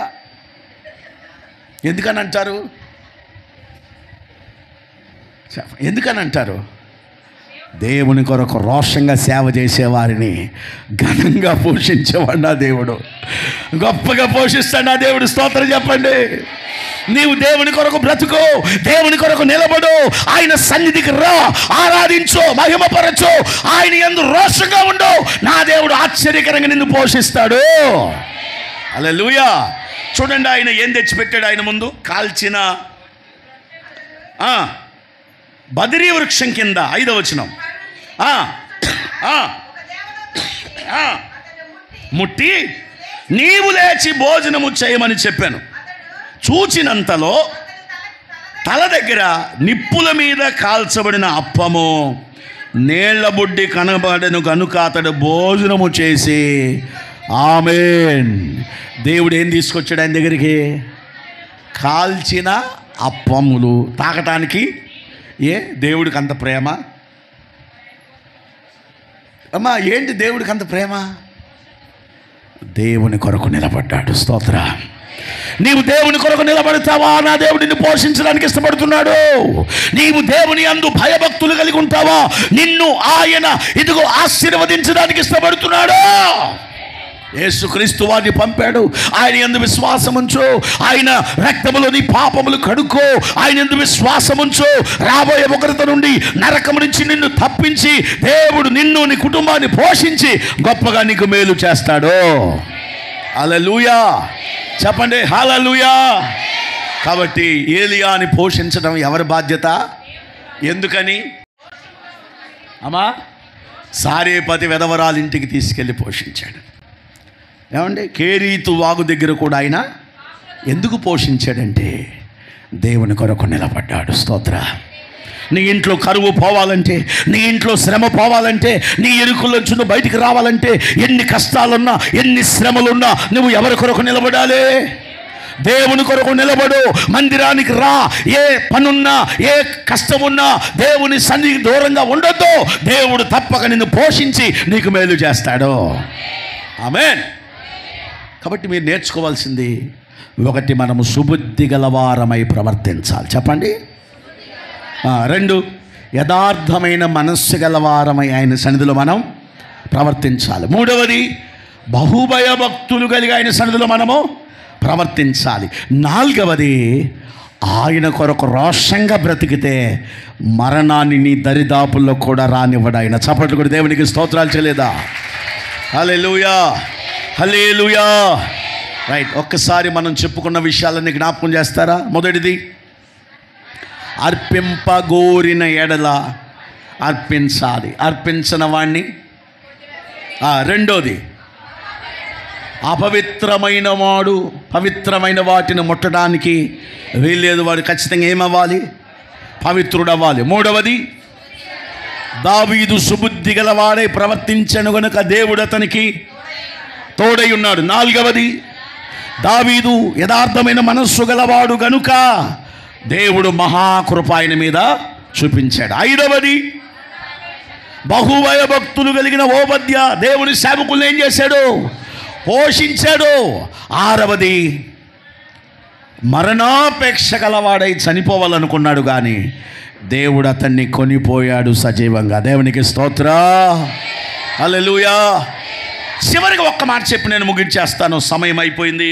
చివరిగా ఒక్క మాట చెప్పి మనము ముగించుకుందాం. దయచేసి 2వ రాజులు 4వ అధ్యాయం 1వ వచనం. సర్వోన్నతుడా నీవే నాకు ఆశ్రయ దుర్గము, ఎవ్వరు లేరు ఇలాలో, ఎవ్వరు లేరు నాకు ఇలాలో, ఆదరణ నీవేగా, ఆనందము నీవేగా, ఆదరణ నీవే, ఆనందము నీవేగా. సర్వోన్నతుడా నీవే నాకు ఆశ్రయ దుర్గము, నీ దినములన్నిట ఎవ్వరు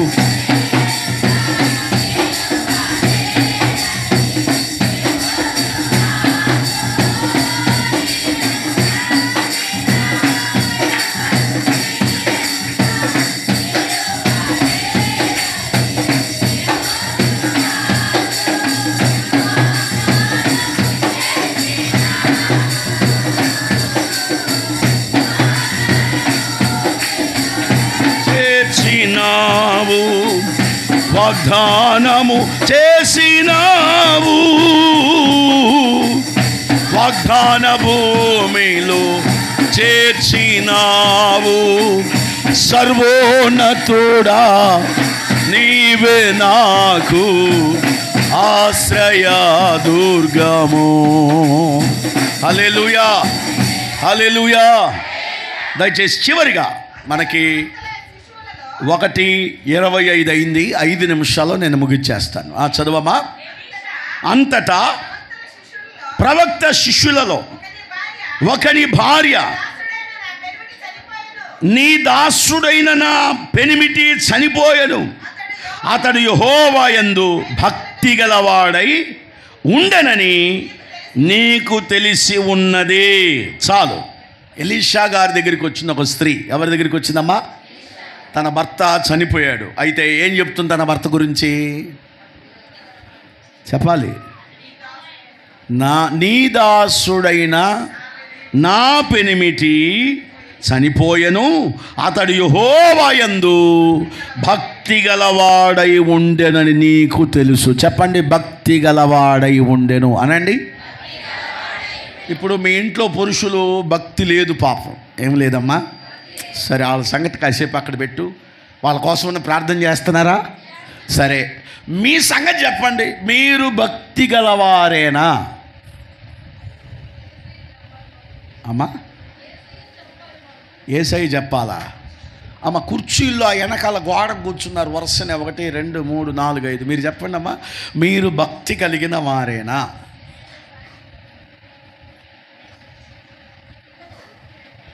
సరే, ఈ కుర్చీల్లో ఉన్న వాళ్ళందరూ మాట్లాడండి. మీరు భక్తి గలవారని మీ భర్తలు భార్యలు మీ గురించి సాక్ష్యం ఇవ్వగలరా? ఊరే. సరే, కింద కూర్చున్న వాళ్ళు చెప్పాలి నాకు. మీ ఇంట్లో నీ గురించి నీ భర్త లేక నీ భార్య భక్తి గలవారని సాక్ష్యం ఇస్తారా? మీ గురించి ఇస్తారా? బా, దేవునికి స్తోత్రం చెప్పండి. ఎక్కడో ఒక గొంతు బీభత్సంగా వినపడుతుంది ఇస్తారని. మిగతా వాళ్ళంతా ఏఎన్ఆర్ లాగా, ఎన్టీఆర్ లాగా మౌనంగా కూర్చున్నారు. మాకేం తెలియదు. దేవునికి మహిమ చెప్పండి. ఈ సాక్ష్యం పొందకపోతే నీ భక్తి వేస్ట్ అంతే. ఏ సాక్ష్యం పొందకపోతే చెప్పండి. నా భర్త భక్తి గలవాడు, యెహోవా యందు భక్తి గలవాడని ఎలీషా దగ్గర సాక్ష్యం ఇస్తుంది. హల్లెలూయా. నీ భర్త నిన్ను చూసి ఏం చెప్పాలంటే, నా భార్య అండి భక్తి కలిగిందండి అని చెప్పాలా? అమ్మ, నీ పిల్లలు చెబుతారమ్మా నీ గురించి?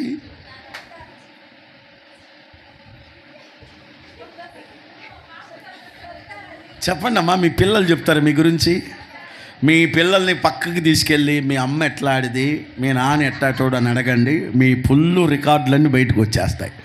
దేవునికి స్తోత్రం కలుగును గాక. హల్లెలూయా. మీ ఆయన్ని పక్కకి తీసుకెళ్ళి, నాయనా నువ్వు ఎందుకు చర్చికి రావట్లేదంటే, అదేం మారింది అయ్యగారు వచ్చి నేను మారటానికి? ఏమంటాడు? అయ్యా అది ఏం మారిందయ్యా, అది మారితే కదా నేను తగిన దానికే మారు మనసు లేదు, నాకేం వచ్చింది అంటాడు మా నాయకుడు. హల్లెలూయా. చెప్పండి హల్లెలూయా. అంటే ఇప్పుడు నువ్వు నీ భర్త దగ్గర ఏం సాక్ష్యం పొందాలి? భక్తి గల స్త్రీ. ఆమేన్. నీ భర్త ఏమని సాక్ష్యం పొందాలి? నా భర్త భక్తి కలిగిన వాడు. ఆమేన్. ఇప్పుడు అప్పులోళ్ళు వచ్చారు. అప్పులోళ్ళు వచ్చినప్పుడు పాస్టర్ గారికి ఏం డైలాగ్ చెప్పాలి? ఈమె, అయ్యా అప్పులు ఎక్కువైపోయినాయి, అప్పుల కోసం ప్రార్థన చేయమని చెప్పాలి ఫస్ట్ డైలాగ్. మనమైతే అసలు ఫస్ట్ డైలాగ్ మన నోట్లో నుంచి వచ్చేది, అయ్యా అప్పులు ఎక్కువైపోయినాయి అయ్యా ప్రార్థన చేయాలి అంట మనమైతే కదా. కానీ ఈ స్త్రీ ఏం చెప్పింది? నా భర్త నీ దగ్గర ఉండేవాడు, ఆయన ఎలాంటోడంటే దేవుని యందు భక్తి గలవాడు. స్తోత్రం చెప్పండి. అప్పుడు విషయం చెప్పింది ఏమని? పొరపాటున కొన్ని అప్పులు చేశాడు, అప్పులు తీర్చకముందు ఆయన ఏమయ్యాడు? చనిపోయాడు. అప్పులలో వచ్చి నా పిల్లల్ని ఏం చేస్తున్నారు? తీసుకెళ్ళాలని బలవంతం చేస్తున్నారు, ఏం చేయాలో నాకు తెలియట్లేదని అప్పుడు చెప్పింది. ఆమేన్. మనం కూడా అసలు డైరెక్ట్ అటాక్ దేవుడి దగ్గర ఏమని?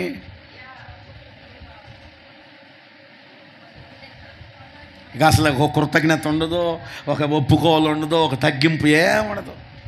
అప్పులు తీరితే ఆయన గొప్పోడు, అప్పులు తీర్చకపోతే ఆయన మంచోడు కాదు. ఇప్పుడు ఈ స్త్రీ ఎలీషాను ఎలా సంధించింది? నా భర్త యెహోవా యందు భక్తి గలవాడై ఉండెను. స్తోత్రం చెప్పండి. అది ఎవరికి తెలుసు? నీకు తెలుసు. ఇప్పుడు ఆయన సచ్చినట్టు ఏమన్నాడు తెలుసా? తల్లి, నీ ఇంట్లో ఏముంది? నూనె కుండ తీసుకురా. నూనె కొండ తీసుకొచ్చిన తర్వాత దైవజనుడు ఆ నూనె కొండకి ఏం చేశాడు? ప్రార్థన చేసి ఇస్తే ఆమె ఇంట్లో ఉన్న పోగు చేసుకొచ్చిన కొండలన్నీ నూనెతో నింపబడ్డాయి. అవి అమ్మి అప్పులు తీర్చగా ఇంకా దేవుడు సమృద్ధినిచ్చేశాడు. ఇది ఎలా సాధ్యమైందంటారు మీరు? అమ్మా, ఇది ఎలా సాధ్యమైందో చెప్పాలి. అది యెహోవా యందు భక్తి గలవారమైతే అసాధ్యమైన వాటిని దేవుడు సాధ్యం చేస్తాడు. స్తోత్రం చెప్పండి. ఇప్పుడు దేవుడు నీ పట్ల కార్యం చేయాలంటే నీకేముండాలప్పా? అప్పా అయ్యా ఏముండాలి? నల్లతాళ్ళు ఎక్కువైపోయినాయి, ఆడబడ్డ కాళ్ళకి ఈ భక్తి ఎక్కువైపోయింది.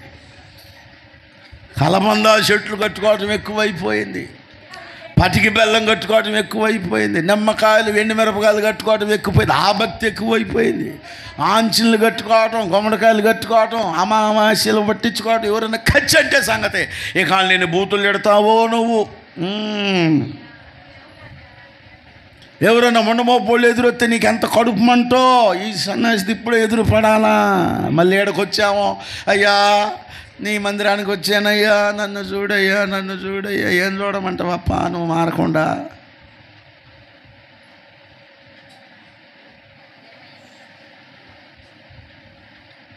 అన్ని పట్టింపులేగా నీకు. పట్టింపుల్లో ఏం మారలా మీరు. దేవునికి స్తోత్రం చెప్పండి. అదిగో సౌండ్ని బట్టే చెప్పొచ్చు నేను. హల్లెలూయా. పట్టింపుల్లో ఏం మారలా అమ్మా. ఆ మాట నేను చెప్పాలి. మీ అంతటి మీరు ఇల్లు అలికిన వాళ్ళగా మేము మారిపోయి ఎవరు చెప్పాలి? దేవునికి స్తోత్రం చెప్పండి. ఇప్పుడు భక్తి గలవారమై మారితే దేవుడు అద్భుతం చేస్తాడు. నీవు భక్తి కలిగి ఉంటావా? ఇంకా పట్టింపులు పట్టుకుంటావా? భక్తి గలవారమై ఉంటావా? ఇంకా ఈ లోక సంబంధమైనటువంటి ఆలోచనలతో ఉంటావా? ఈ దినము ప్రభు నిన్ను అడుగుతున్నాడు.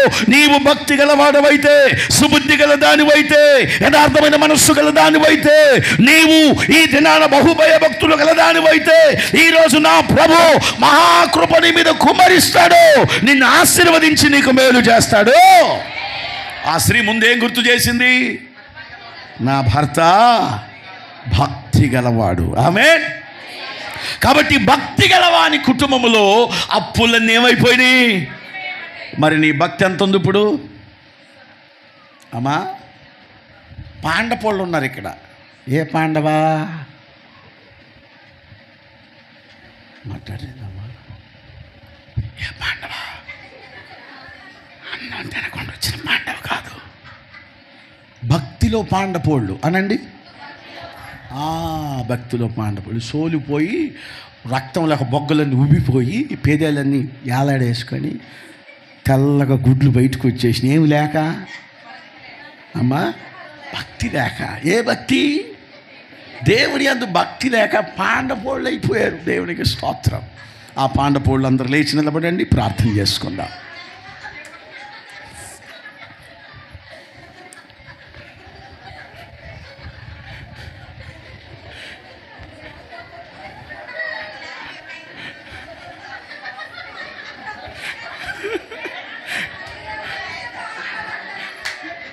అందరూ లేచి నిలబడదాం. అందరూ లేచి నిలబడి ప్రార్థన చేసుకుందాం. అందరూ లేచి నిలబడండి, ప్రార్థన చేసుకుందాం. భక్తిలో పాండపోళ్ళు అందరూ లేచి నిలబడండి, ప్రార్థన చేసుకుందాం. లెగవండి, చివరి ప్రార్థన చేసుకుందాం. లెగవాలి. చెప్పబడిన వాక్యమును బట్టి మనం ప్రార్థన చేసుకుందాం. హల్లెలూయా. చేతుల పైకైతే 2 నిమిషాలు అందరూ కూడా, ప్రభువా నిజమే, నీ సన్నిధిలో నేను యథార్థంగా లేనయ్యా, నీ సన్నిధిలో నేను సుబుద్ధి గల దానిదై లేనయ్యా. నేను నీ యందు బహుభయభక్తులు కలిగి లేను ప్రభువా. నీ యందు నేను భక్తి గల దాని వలె జీవించట్లేదు ప్రభువా. దయచేసి నన్ను మార్చయ్యా, నా జీవితాన్ని మార్చయ్యా. ప్రార్థన చెయ్యి.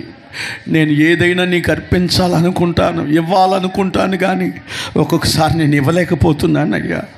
పవిత్రత లేకుండా నిన్ను సమీపిస్తున్నానయ్యా. నన్ను మన్నించయ్యా, నన్ను మన్నించయ్యా. ప్రార్థన చెయ్యి, మన్నించయ్యా. ఎన్నోసార్లు శనివారం, ఆదివారం, బుధవారం నీ సన్నిధిని దూరంగా నిలబడుతున్నాను ప్రభువా. వస్తాను, చేస్తాను, ఇస్తానని చెప్తూనే నీకు దూరంగా బ్రతుకుతున్నానయ్యా. తండ్రి, నన్ను క్షమించయ్యా. దావీదు సుబుద్ధి గలవాడై ప్రవర్తించినందున దేవుడు అతనికి తోడై ఉన్నాడు. నీవు సుబుద్ధి గల దానివైతే, సుబుద్ధి గలవాడవైతే నా దేవునికి తోడై ఉంటాడు. మాట్లాడు, నోరు తెరిచి మాట్లాడు. అవునయ్యా, స్వస్థ బుద్ధి నాకు అయ్యా, ప్రార్థించే బుద్ధి నాకు అయ్యా, మందిరానికి వెళ్ళే బుద్ధి నాకు అయ్యా, వాక్యమునకు లోబడే బుద్ధి నాకు ఇవ్వండి. నోరు తెరవాలి. ఇంతమంది ఉండి ఎందుకు మౌనంగా ఉంటారు మీరు? ప్రభువా, తండ్రి, బహుభయభక్తులు కలిగిన ఓ పద్య, యెజబేలు ప్రవక్తల్ని చంపుతున్నప్పుడు 100 మందిని పోషించండి అయినా. తండ్రి, నేను కూడా నీ సేవకుని పోషించాలి, నీ సేవకుడు బ్రతకాలి, నీ సేవకుడు దేశం కొరకు, గ్రామం కొరకు ప్రార్థించాలి. తండ్రి, దావీదు యథార్థమైన మనస్సు గలవాడై నీ ఎదుట ప్రవర్తించినందుకు అతనికి మహాకృపను కుమ్మరించవునైనా. ఏలియా మరణాపేక్ష గలవాడైతే అతన్ని సజీవంగా పరలోకానికి కొనిపోయావునైనా. అగ్ని రథముల చేత, అగ్ని గుర్రముల చేతను తీసుకొని వెళ్ళిపోయావునైనా. ప్రభువా, ఈరోజు నీవు నైనా రోషంగా బ్రతికే వారిని, రోషంగా నీ కొరకు జీవించే వారిని దీర్ఘాయుష్మంతులుగా చేసే దేవుడవయ్యా. ప్రభువా, నీ కొరకు రోషంగా బ్రతికే మనసు నాకు అయ్యా. భక్తిని అయ్యా, నా భర్తకు భక్తిని అయ్యా, నా పిల్లలకు భక్తిని అయ్యా. అయ్యా, నీ యందు భయభక్తులు కలిగి ఉండే కృపనిమ్మని ప్రార్థన చేయాలా? నోరు తెరవాలా? నోరు తెరవాలి, నోరు తెరవాలి. నాకు భక్తిని అయ్యా, భక్తిని అయ్యా. నీ యందు భయభక్తులు కలిగి ఉండే కృప నాకు అయ్యా. తండ్రి, తండ్రి, తండ్రి, నీ కొరకు నేను రోషంగా బ్రతకాలి ప్రభువా. నీ కొరకు నేను రోషంగా బ్రతకాలి ప్రభువా. నీ కొరకు నేను రోషంగా బ్రతకాలి ప్రభువా. నీ కొరకు రోషంగా బ్రతకాలయ్యా. నీ కొరకు రోషంగా బ్రతకాలయ్యా. అయ్యా, నీ కొరకు రోషంగా బ్రతకాలి. తీర్మానం చేసుకో. కలువరి శిలువలో నా ప్రభు నీ కొరకు రక్తం కార్చాడు. కలువరి శిలువలో నా ప్రభు నీ కొరకు ప్రాణం పెట్టాడు. కలువరి శిలువలో నా ప్రభు నీ కొరకు రక్తము కార్చాడు. ఆయన నిన్ను పిలుస్తున్నాడు. గాయపడిన తన చేతులు చాచి నీ వైపు చూస్తున్నాడు. నువ్వు ఆయనకు లోబడవా? ఆయనకు లోబడవా? ఆయన శిలువనొద్దకు రాలేవా? నశించిపోయే నిన్ను వెదక రక్షించాడు కదా, నిత్య జీవము నీకు ఇచ్చాడు కదా, అగ్నిగుండము నుంచి నిన్ను తప్పించాడు కదా. ఆయన యందు నువ్వు భయభక్తులు కలిగి ఉండలేవా? ఆయన యందు నువ్వు భయభక్తులు కలిగి ఉండలేవా? ప్రభువా, భక్తి నాకు నేర్పించయ్యా. నిన్ను నిర్లక్ష్యం చేస్తున్నానయ్యా, అశ్రద్ధ చేస్తున్నానయ్యా. తండ్రి, తండ్రి, యథార్థమైన మనస్సు లేదయ్యా. సుబుద్ధి కలిగి నేను ప్రవర్తించట్లేదయ్యా. బహుభయభక్తులు కలిగి నేను జీవించట్లేదు ప్రభువా. తీర్మానం చేసుకో. మంచి భక్తి కలిగిన స్త్రీ అని నీవు పేరు పొందాలి. మంచి భక్తి కలిగిన దానివని నువ్వు సాక్ష్యము సంపాదించాలి. నీ చేతులెత్తి ప్రభువా, అయ్యా, మంచి సాక్ష్యమును నేను పొందాలి. నా ప్రవర్తన మార్చుకుంటాను, నా జీవితాన్ని మార్చుకుంటాను, నా బ్రతుకును మార్చుకుంటాను. యేసయ్యా, నా స్థితిని మార్చుకుంటానయ్యా. నీ సన్నిధిలో నిర్లక్ష్యంగా ఉండునయ్యా. ప్రతి ఆదివారం తప్పక నీ సన్నిధిలో నేను ఉంటాను ప్రభువా. నీవు కృప పొందుకోవాలనుకుంటున్నావా? మహాకటాక్షము పొందుకోవాలని కోరుకుంటున్నావా? దేవుని ఆశీర్వాదమును పొందుకోవాలనుకుంటున్నావా? అయితే నువ్వు భక్తిని కలిగి ఉండాలి. చెప్పు, ఇదిగో నా జీవితం నీకు అర్పిస్తున్నాను ప్రభు అని చెప్పు. నా బ్రతుకు నీకు ఇస్తున్నానయ్యా, నా జీవితం నీకు ఇస్తున్నానయ్యా. ఒకడు ఏదైనా ఒకటి అర్పించాలనుకున్నప్పుడు అది ప్రత్యక్ష గుడారం దగ్గరికి తేకుండా ఉంటే వాడు కొట్టివేయబడాలని చెప్పాడు దేవుడు. ఎందుకమ్మా ఇంకా నీ హృదయాన్ని ఇవ్వకుండా నిర్లక్ష్యం చేస్తావు? ఎందుకయ్యా ఇంకా నీ జీవితాన్ని ఇవ్వకుండా నిర్లక్ష్యం చేస్తావు? ఎందుకయ్యా ఇంకా దేవుని సన్నిధిలో దూరంగా బ్రతుకుతావు? నా ప్రభువు నీ కొరకు మరణించాడయ్యా. అమ్మా, నా ప్రభు నీ కొరకు దెబ్బలు తిన్నాడమ్మా. మరణమవునంతగా శ్రమపడ్డాడు నీ కొరకు. తన గాయపడిన చేతుల వైపు చూడు. లోబడని నీ కొరకైన శిలువలో బలైపోయాడు. లోబడని నీ కొరకైన రక్తమంతా దారపోసాడు. తీర్మానం చేసుకో, ఈ జీవితం నీదయ్యా, ఈ బ్రతుకు నీదయ్యా. నా జీవితం నీకు సమర్పిస్తున్నానయ్యా, నా జీవితం నీకు సమర్పిస్తున్నానయ్యా. నీ అందు భయభక్తులు కలిగి ఉంటాను, భక్తి కలిగి ఉంటాను, సుబుద్ధి కలిగి ఉంటాను, యథార్థమైన ప్రవర్తన కలిగి బ్రతుకుతాను. మరణాపేక్ష నాకొద్దయ్యా, నీ కొరకు రోషంగా బ్రతుకుతానయ్యా. ఏదైనా చేస్తానంటే ఇచ్చేస్తానయ్యా. అపవిత్రం కలిగి నీ సన్నిధిలో నేను జీవించను ప్రభువా. ప్రేమ కలిగిన మా తండ్రి, నీకు స్తోత్రాలు. విత్తబడిన వాక్యము మా జీవితాల్లో నీరు కట్టి ఫలింపు దయచేయండి. ఎంతమంది నీ మాటలు విన్నారో అవి వారి జీవితాల్లో ఫలించునుగాకయ్యా. ఓ వాక్యానుసరిగా జీవించినట్లుగా నీ కృప వారికి అనుగ్రహించయ్యా. విని విడిచిపెట్టేవారు కాకుండా వాక్యానుసరంగా జీవించే మనస్సు ప్రతి వారికి దయచేయమని యేసయ్య ఉన్నతమైన నామములో ప్రార్థించి అడిగి వేడుకుంటున్నాం పరమ తండ్రి. Amen, amen, amen. మంచిది. పాట పాడుతూ ఉండగా మన కానుకలను, దశమ భాగములను దేవునికి ఇద్దాం.